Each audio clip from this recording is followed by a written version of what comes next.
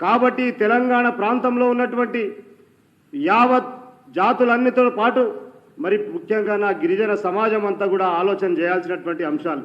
మరి యొక్క దేశానికి మొట్టమొదటిసారిగా మన యొక్క గిరిజన బిడ్డని శ్రీమతి ద్రౌపది ముర్ము గారిని రాష్ట్రపతిని చేసినటువంటి మహానాయకులు శ్రీ గౌరవ నరేంద్ర మోడీ గారు.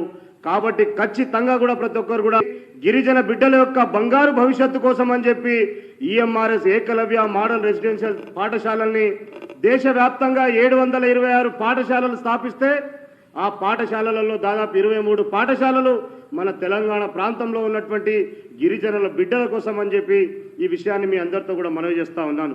మరి దాంతో పాటుగా ఈ యొక్క తెలంగాణ రాష్ట్రంలోనే కాకుండా దేశవ్యాప్తంగా ఉన్నటువంటి బంజారాల యొక్క ఆరాధ్య దైవమైనటువంటి సద్గురు సంత్ సేవాలాల్ మహారాజ్ గారి యొక్క చిరస్మరణీయమైనటువంటి వారి యొక్క నంగార భవన్ని కూడా ఈరోజు దాదాపు 900 కోట్ల రూపాయలతోని నిర్మాణం చేస్తూ గిరిజనులకు పెద్దపీట వేస్తూ ఉన్నటువంటి మహానుభావులు నరేంద్ర మోడీ గారు అనేటువంటి విషయాన్ని కూడా మనవి చేస్తూ ఉన్నాను.